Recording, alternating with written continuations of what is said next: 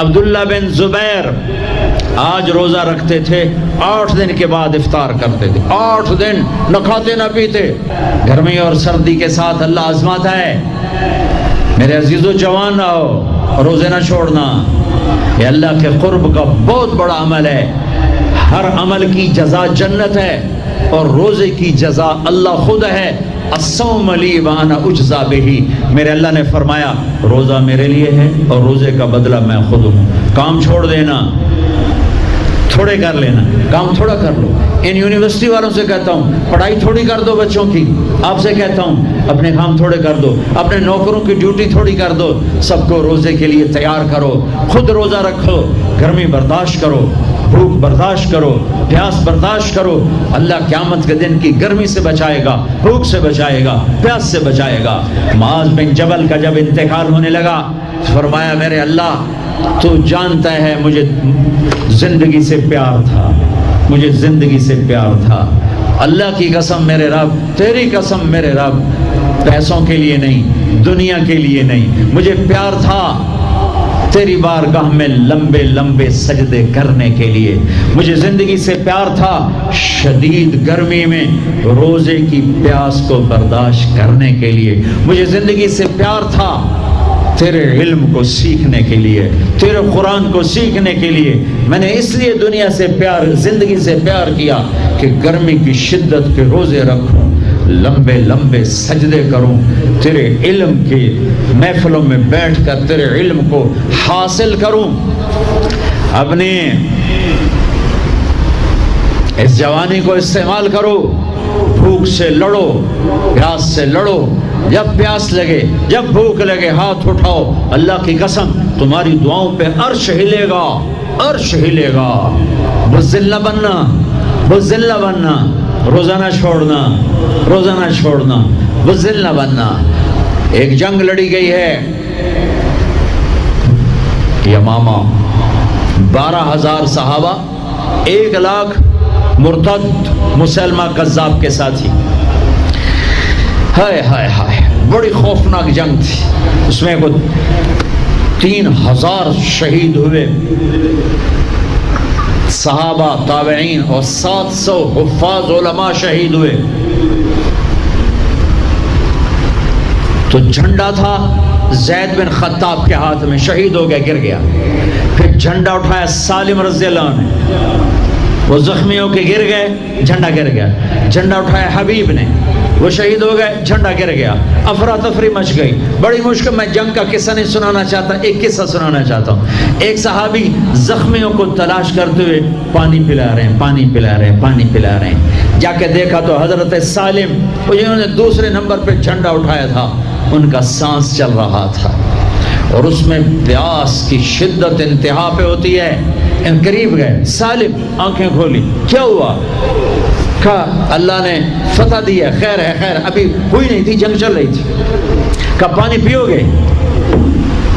کہا میرے بھائی یہ میری ڈھال ہے، اس میں پانی ڈال دے، میرا روزہ ہے، میں زندہ رہا افطار کر لوں گا، اور اگر میں مر گیا تو میں اللہ کے دسترخوان پہ جا کے افطار کر لوں گا۔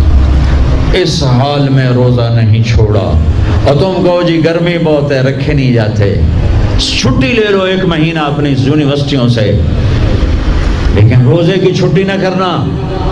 اپنے دفتروں سے چھٹی لو تو روزے کی چھٹی نہ کرنا۔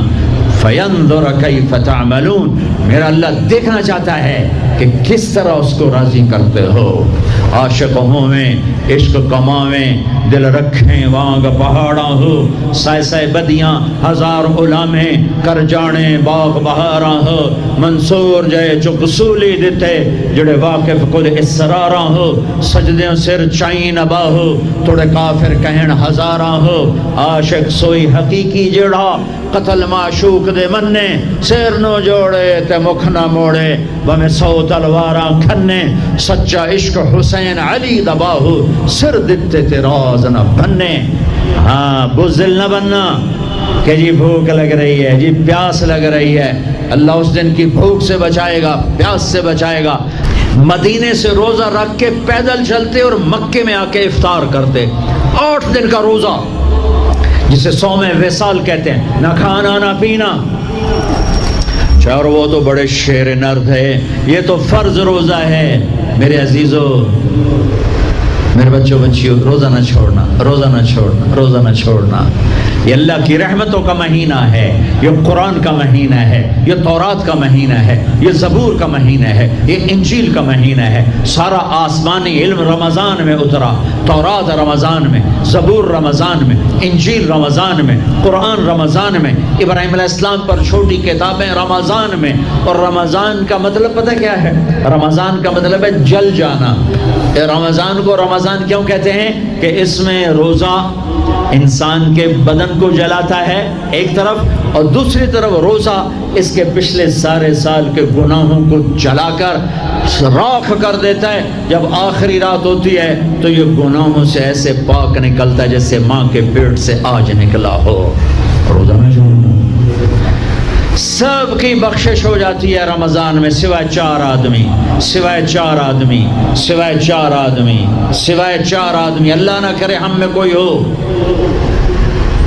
ماں باپ کا نافرمان، ماں باپ کا نافرمان، ماں باپ کا نافرمان، شراب پینے والا، شراب پینے والا، شراب پینے والا، رشتہ داروں سے برا سلوک کرنے والا، رشتہ داروں سے برا سلوک کرنے والا، رشتے توڑنے والا، رشتوں کو آگ لگانے والا، چھوٹی چھوٹی باتوں پہ لڑائی کے میدان گرم کرنے والا۔ چوتھا، کینہ رکھنے والا۔ کینہ، کینہ کیا ہوتا ہے؟ بغض کیا ہوتا ہے؟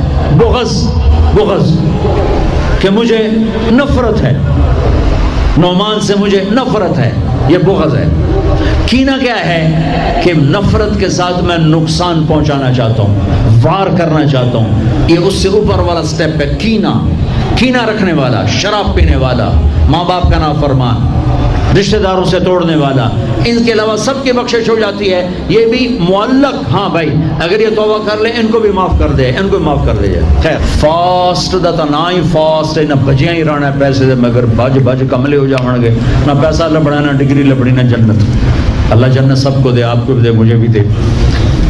اللہ آپ کو دنیا بھی دے، اللہ آپ کو جنت بھی دے۔ اللہ نے کوئی حرام کیا ہے؟